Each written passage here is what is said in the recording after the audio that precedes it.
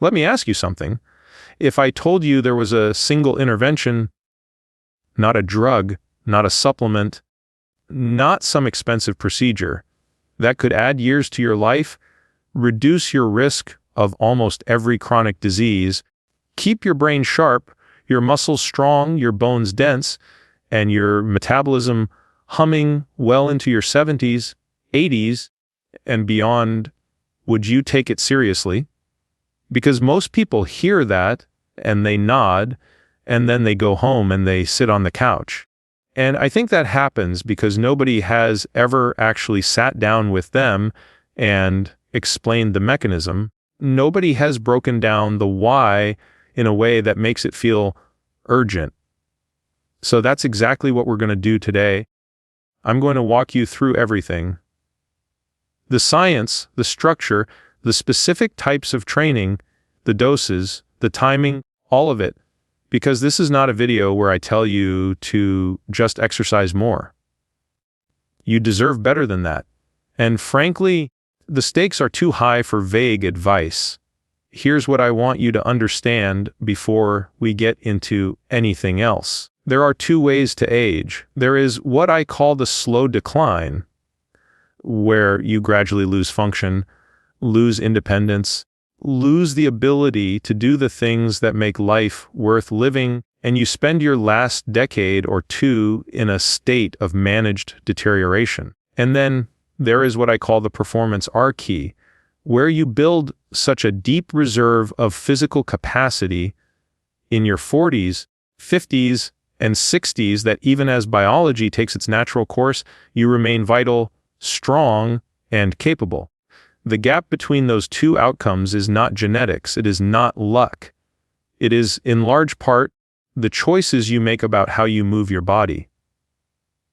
So let's start at the very beginning, because I think understanding what aging actually does to your physiology is the foundation for understanding why every single thing I'm going to recommend actually matters. When we talk about aging from a physiological standpoint, there are a handful of processes that are doing the most damage. The first is the loss of muscle mass. Sarcopenia, that's the clinical term, begins in your 30s and accelerates dramatically after 50. Most people are losing somewhere between 3 and 8% of their muscle mass per decade after 30, and after 60 that rate can double. Now, why does that matter beyond just aesthetics? Muscle is not just something that makes you look good. Muscle is a metabolic organ. It is one of the primary sites of glucose disposal in your body. When you lose muscle, your insulin sensitivity drops, your blood sugar regulation gets worse, and your risk of type 2 diabetes goes up. Muscle is also your body armor. It protects your joints, your spine, your bones. It keeps you upright. It catches you when you trip, and when you don't have enough of it, falls become catastrophic events rather than minor inconveniences. The second process is the loss of cardiovascular capacity, what we measure as VO2 max, which is essentially your engine size. How much oxygen can your body use at maximum effort? VO2 max declines about 10% per decade after the age of 30 in sedentary individuals. And here's the number I want you to sit with. Having a low VO2 max is one of the single strongest predictors of all cause mortality we have. Stronger than smoking, stronger than diabetes, stronger than hypertension. Going from the bottom 20% of VO2 max for your age and sex to the top 20% is associated with roughly a 5-fold reduction in mortality risk. 5 times. That is a staggering number, and you have enormous control over where you sit on that spectrum. The third process is the deterioration of what I call the stability system, your balance, your coordination, your proprioception, your connective tissue integrity. This is the thing that determines whether a fall at 75 is a nuisance or the beginning of a fatal cascade. Hip fractures in the elderly have a 1-year mortality rate of up to 30%. That is not a small number. And most of those fractures are entirely preventable with the right kind of training. Now, here's where it gets really interesting, and where the exercise science of the last decade has become genuinely exciting. We used to think of exercise as something that burned calories and made your heart and muscles work harder. And that's true. But what we've discovered, what the molecular biology has revealed, is that exercise is fundamentally a signaling event. When you contract a muscle, it releases molecules called myokines. These are proteins and peptides that travel through your bloodstream and communicate with your brain, your liver, your fat tissue, your immune system, your bones. They regulate inflammation. They promote neuroplasticity, meaning they literally help your brain grow new connections. They stimulate the clearance of damaged cells through a process called autophagy. Exercise. This is not just mechanical stress on your body. It is the most powerful molecular medicine we have. One of the most important of these myokines is something called irisin. When you exercise, particularly when you do resistance training and high-intensity cardio, your muscles release irisin into circulation. And irisin does something remarkable. It crosses the blood-brain barrier and stimulates the production of BDNF, brain-derived neurotrophic factor. BDNF is sometimes called miracle growth for the brain. It promotes the growth and survival of neurons. It enhances learning and memory, and it protects against neurodegenerative diseases. The research on exercise and Alzheimer's disease is now overwhelming.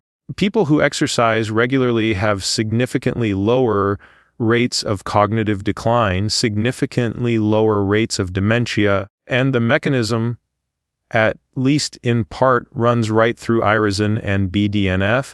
So when we're designing an anti-aging exercise program, we are not just trying to preserve muscle and cardiovascular fitness. We are trying to optimize this entire signaling cascade.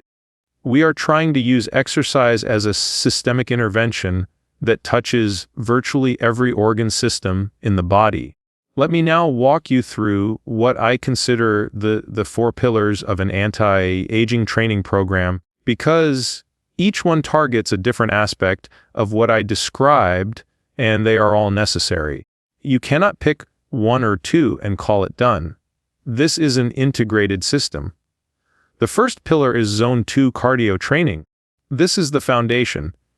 If I could only give you one thing to do, this might be it. Zone 2 refers to a specific intensity of aerobic exercise, roughly 60 to 70% of your maximum heart rate, where you are working hard enough to elevate your heart rate and breathing meaningfully, but not so hard that you can't hold a conversation. You're uncomfortable, but you're not suffering. Think brisk walking, easy jogging, cycling, rowing, swimming at a moderate pace. Now, why is Zone 2 so special?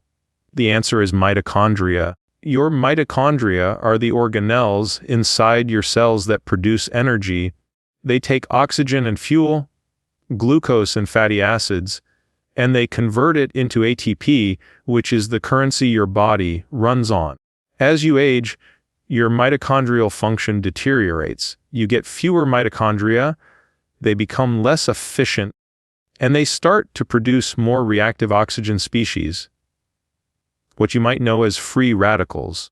This mitochondrial dysfunction is now considered one of the hallmarks of aging, and it has downstream effects on virtually every tissue in your body. Zone 2 training is the single most effective stimulus we know of for improving mitochondrial function. It does this in 2 ways. First, it induces mitochondrial biogenesis. It literally causes your cells to make more mitochondria. Second, it improves the efficiency of existing mitochondria, enhancing their ability to oxidize fat for fuel. And that second point is important because fat oxidation capacity is one of the best markers of metabolic health we have. People with metabolic syndrome, insulin resistance, and type 2 diabetes have profoundly impaired fat oxidation. Their mitochondria essentially can't use fat efficiently anymore. Regular Zone 2 training reverses this. How much Zone 2 do you need? The research and my clinical experience suggest a minimum of 3 hours per week for meaningful adaptation. That sounds like a lot, and it is, but think about what you're getting in return. I would encourage you to think of these 3 hours as the single most important investment you make in your longevity. Break it up however you want. 4 45-minute sessions, 3 60-minute sessions, whatever fits your life. The modality doesn't matter as much as the duration and the intensity. Stay in that conversational zone. One of the most useful tools for this, by the way, is a lactate meter if you want to be precise about it. True Zone 2 is the highest intensity at which your blood lactate stays below roughly 2 millimoles per liter. At that intensity, you are maximally stimulating fat oxidation and mitochondrial adaptation without accumulating the metabolic fatigue that comes from harder work. If you don't have a lactate meter, and most people don't, the talk test is a reasonable proxy. If you can speak in full sentences but you wouldn't want to sing, you're probably in the right zone. The second pillar is VO2 max training. This is the other end of the cardio spectrum, and it is just as important as Zone 2, even though it accounts for a much smaller percentage of your total training volume. VO2 max intervals are done at very high intensity, somewhere around 90 to 100% of your maximum heart rate, for relatively short durations. The classic protocol is something like 4 minutes hard followed by 4 minutes easy, repeated 4 to 6 times. You can also do shorter efforts, 30 seconds all out, 15 seconds easy, in a Tabata-style format. Now, why do you need this when you're already doing Zone 2? The answer is that Zone 2 and VO2 max training drive adaptation through different mechanisms, and they are not interchangeable. Zone 2 builds the aerobic base, the infrastructure, the mitochondrial density, the fat oxidation capacity. VO2 max training expands the ceiling. It increases cardiac output, stroke volume, the maximal ability of your muscles to extract and use oxygen. You need both. There is a growing body of evidence that VO2 max is actually one of the strongest predictors of longevity we have in medicine. I mentioned this earlier, but I want to come back to it with more context. A large study published in JMA in 2018 followed over 10,000 patients who underwent exercise testing, and what they found was a linear relationship between cardiorespiratory fitness and mortality risk. Every 1 MET increase in fitness was associated with a 12% reduction in all-cause mortality, 1 MET. That is a relatively modest improvement in fitness. And the benefits were linear all the way up, meaning there was no ceiling effect. The fittest people had dramatically lower mortality than the moderately fit, who had dramatically lower mortality than the least fit. For VO2 max training, 1 to 2 sessions per week is sufficient when you're also doing adequate Zone 2 work. These sessions are hard. They should feel genuinely difficult, but they are short. A typical VO2 max session might be 30 to 45 minutes total, including warm-up and cool-down. The key is the quality of the work intervals, not the volume. The third pillar is strength training. And I want to be very direct with you here. Strength training is non-negotiable for longevity. It is not optional. It is not just for bodybuilders or young people. If you are over 40 and you are not doing meaningful resistance training at least twice a week, you are losing the fight against sarcopenia, and you probably don't even know it. Let me tell you what strength is actually protecting you from. First, there's the direct protection against falls and fractures I mentioned earlier. But there's more than that. Muscle mass is directly correlated with insulin sensitivity.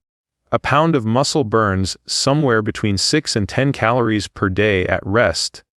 Not a huge number on its own, but multiply that across 10 or 15 pounds of muscle, and over years and decades it adds up enormously in terms of metabolic health. Strong muscles protect your joints and your spine, reducing the chronic pain that, for many people, becomes severely limiting in their later years. And there is emerging evidence that muscle mass itself, independent of activity, has protective effects against cancer mortality, against cardiovascular disease, and against all-cause mortality. The mechanism is likely multiple: metabolic signaling, immune function, the reservoir of amino acids that muscle represents when your body is under stress. What does effective strength training look like for longevity? First, I want you to move away from the idea that you need to lift heavy all the time.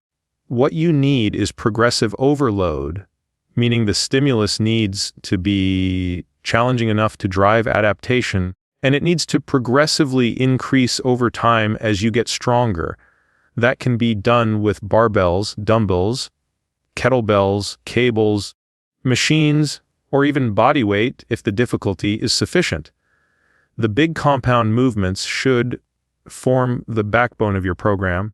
Squatting patterns, whether that's a back squat, a goblet squat, a leg press, hip hinge patterns, deadlifts, Romanian deadlifts, hip thrusts, pressing patterns, bench press, overhead press, push-ups, pulling patterns, rows, pull-ups, lat pull-downs, loaded carries, farmer's walks, suitcase carries.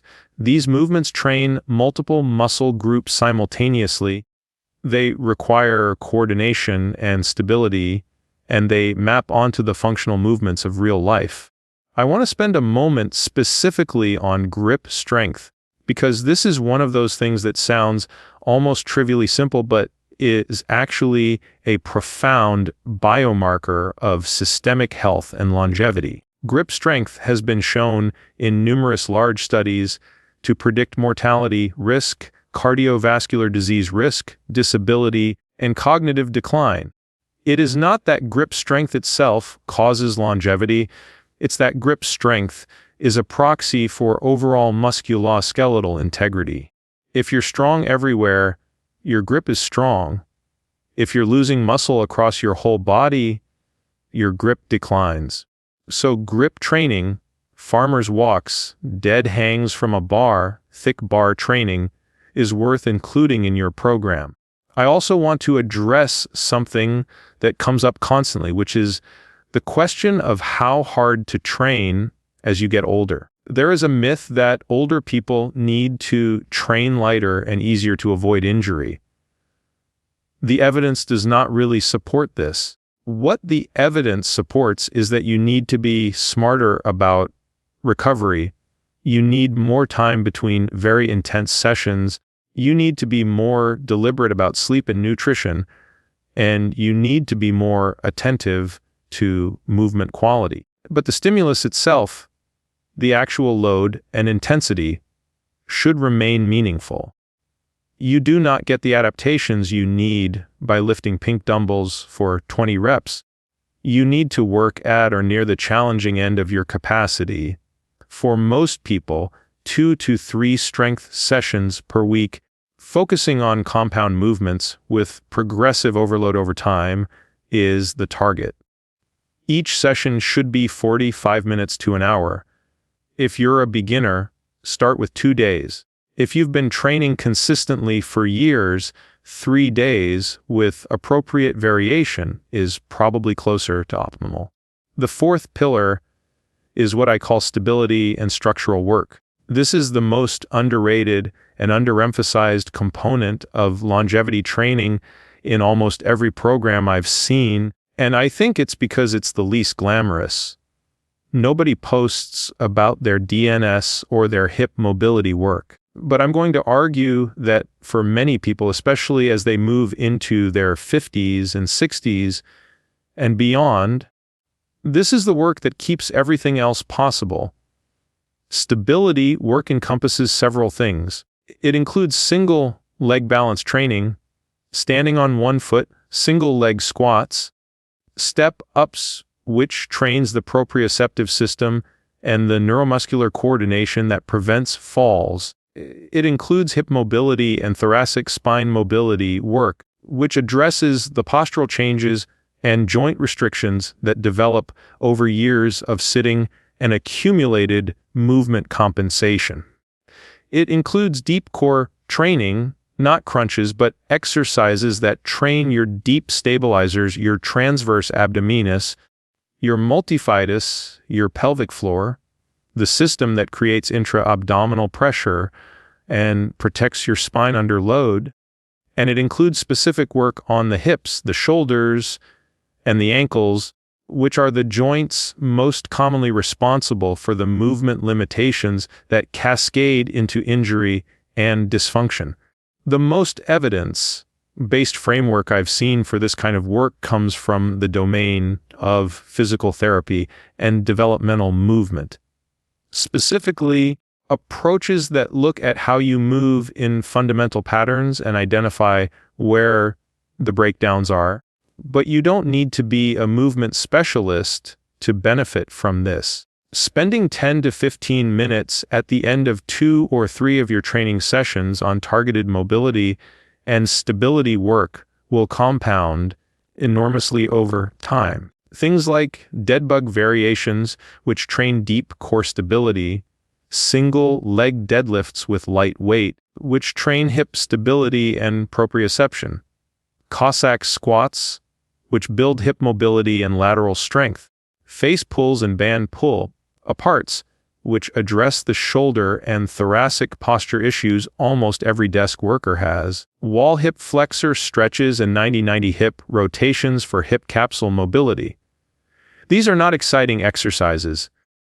They will not make your Instagram reel go viral, but they are the exercises that will keep you moving well and pain-free at 75. Now I want to spend some time on what I consider the biggest programming mistake people make when they try to put all of this together.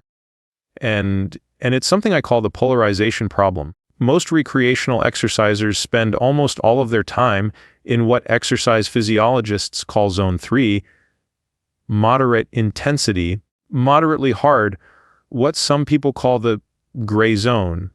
They go for a run that's harder than a walk, but easier than a real effort. They do their strength training at a moderate intensity that feels challenging, but not genuinely hard. And year after year, they make very little progress. They burn out the adrenal system somewhat, and they never develop the deep aerobic base or the cardiovascular ceiling that actually protect them against aging. The research on elite endurance athletes, who have, by the way, dramatically lower rates of cardiovascular disease, cancer, and neurodegeneration than the general population, consistently shows that they do about 80% of their training at low intensity, zone 2, and about 20% at very high intensity, zone 4 and 5, almost nothing in the middle. This is called polarized training, and it appears to produce superior adaptation for both performance and health compared to the moderate intensity approach most people default to. I'm not saying you need to train like an elite athlete, but I am saying that if you're spending all your cardio time at a moderately uncomfortable pace, too hard to really recover from, not hard enough to drive meaningful VO2 max adaptation, you're getting the worst of both worlds. Go easier on your easy days and harder on your hard days. The adaptation comes from the extremes. Let me now talk about something that doesn't get nearly enough attention in discussions of exercise for longevity, and that is the role of consistency over intensity. I have worked with patients and athletes at every level, And the single strongest predictor of long-term health outcomes is not how hard someone trains in any given week. It is whether they are still training at all at 70. Longevity is a game of decades, not months. The athlete who trains at 70% of optimal intensity for 30 years is going to have dramatically better outcomes than the person who goes all out for 6 months, gets injured or burned out, and spends the next 2 years doing nothing. This has real practical implications for how you should approach your training. It means that managing injury risk is not secondary to performance. It is the primary concern. It means that your training should be built around sustainability. It means that if you're choosing between a program that's theoretically optimal but requires 5 days a week and a program that's slightly less optimal but you can actually do 3 days a week, you should do the 3-day program. The best program is the one you actually do consistently for years. It also means that you need to take recovery seriously. Sleep is the single most powerful recovery tool available to you. More powerful than any supplement, more powerful than any post-workout protocol. 7 to 9 hours of quality sleep per night is not a luxury. It is when the adaptations from your training actually happen. It is when growth hormone is released, when muscle protein synthesis peaks, when the neurological adaptations consolidate. If you are chronically sleep deprived, your training will not adapt you forward. You will be producing a physiological stress without the recovery that converts that stress into adaptation. Nutrition plays a supporting role here that I want to address briefly. The most important nutritional variable for muscle maintenance and growth is protein intake.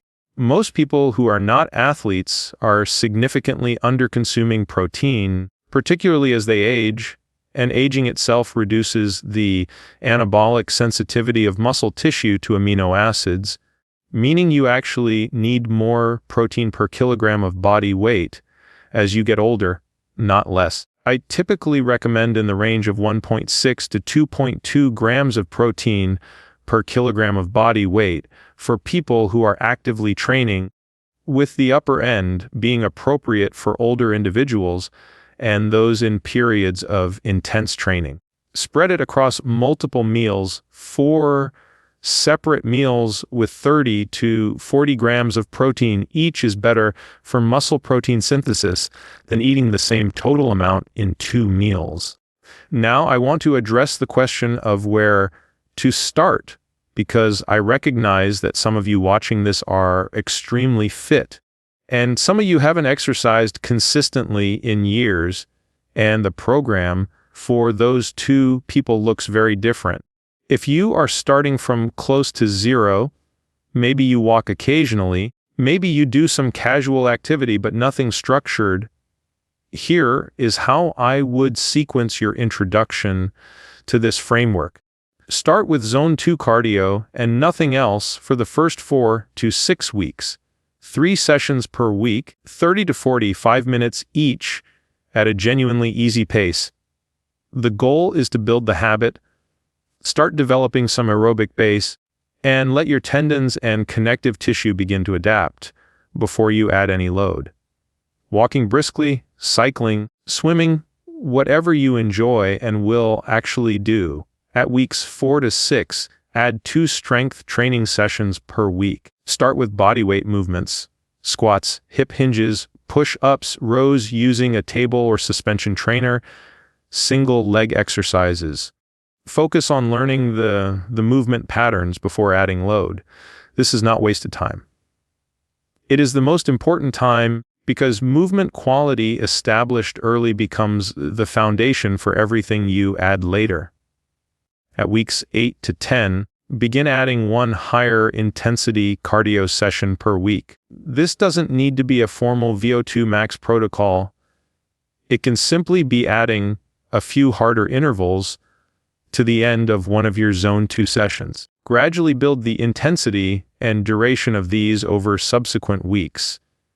By month 3 or 4, you should have a program that looks something like 3 Zone 2 sessions per week, totaling 2 to 3 hours, 2 to 3 strength sessions per week, 1 higher intensity cardio session per week, and some mobility and stability work embedded into your strength sessions. That is a complete, integrated program. That is something you can do for the rest of your life with variations and progressions, and it will pay enormous dividends. For those of you who are already fit, already running or cycling regularly, already lifting, the main message is probably about filling in the gaps. Most recreational athletes do too much Zone 3 cardio and not enough genuine Zone 2. Most people who lift don't do enough cardiovascular work, and they don't do enough structural and mobility work. And most people, regardless of their training background, have not thought carefully enough about training for the specific functional demands of later life. Things like single leg stability, loaded carries, hip mobility, grip strength. Take an honest inventory of what you're doing and where the gaps are. I want to spend a moment on what I think is the most underappreciated metric in longevity fitness, and that is what I call the Centenarian Decathlon. This is a framework I use with patients to help them think concretely about what they want to be able to do physically at 80 or 85, and then to reverse engineer the training from that endpoint. Because if you want to be able to pick up a grandchild at 80, you need to be able to deadlift significantly more than the weight of a grandchild at 60, because your capacity is going to decline. If you want to be able to carry groceries up a flight of stairs at 85, you need to be able to carry heavy bags for several hundred meters at 65. If you want to be able to get up off the floor without assistance at 80, you need to practice getting up and down from the floor regularly now. The point is that the training needs to be goal-directed. Not just, I want to be healthy in general, but I want to be able to do specific things with my body at specific ages. And when you have that clarity, the programming becomes much more targeted and much more motivating. Let me close with something a little more philosophical, because I think it matters for sustainability. We live in a culture that is deeply confused about what exercise is for. Most of the messaging you receive about exercise is about aesthetics, about losing weight, getting abs, looking a certain way. And that's not nothing, but it is a profoundly shallow frame for what exercise actually does to your biology and what it means for your life. When I think about exercise for my patients and for myself, I think about it in terms of what I want the last decade of my life to look like. I think about the concept of health span, not just lifespan, not just being alive, but being vital, independent, engaged, capable of doing the things I care about. I want the last chapter of my life to look like the middle chapters, active, engaged with the people I love, able to move through the world with strength and ease. And the only path to that outcome is the one we've been discussing today. The research is unambiguous. Exercise is the most powerful anti-aging intervention available to us, not a drug, not a supplement, not a procedure. Exercise, the dose matters, the type matters, the consistency matters enormously. But fundamentally, the human body was designed to move, and when you move it, when you challenge it systematically and consistently, it responds by becoming more resilient, more capable, more robust against the forces of aging and disease. You have more control over this than you probably think. The research shows adaptation happening in people in their 70s, 80s, even 90s. It is never too late to start, and the benefits begin accruing immediately. But The people who are going to have the best outcomes are the ones who start now, who build the habits now, who put in the foundation now, so that the compound interest of years of consistent training pays off when it matters most. So here is my challenge to you. Take one thing from this video, just one, and implement it this week. Maybe it's adding a third cardio session. Maybe it's replacing one of your moderate pace runs with a genuine zone 2 effort. Maybe it's adding 2 sets of single leg exercises to the end of your next workout. Maybe it's simply buying a set of dumbbells. Start somewhere. Start today. Because the best time to plant a tree was 20 years ago. The second best time is right now. If you want to go deeper on any of this, the Zone 2 protocols, the strength programming, the nutritional framework, the specifics of VO2 max training, I have covered all of it in detail in other episodes and on my website. The links are below. And if you found this video valuable, share it with someone who needs to hear it, not because it helps the channel, but because this information genuinely matters, and most people are not getting it from their doctors. Thank you for watching. I'll see you in the next one.